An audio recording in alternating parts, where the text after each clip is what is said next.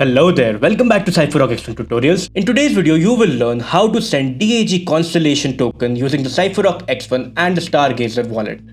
Open the Stargazer wallet extension, click on the DAG token, click send, enter the recipient address, enter the amount you wish to send. Here is the summary of the transaction. The Stargazer wallet will now connect to your Cypherock X1 hardware wallet.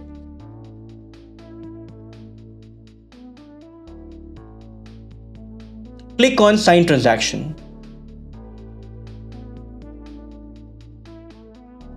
Sign the transaction on the X1 vault.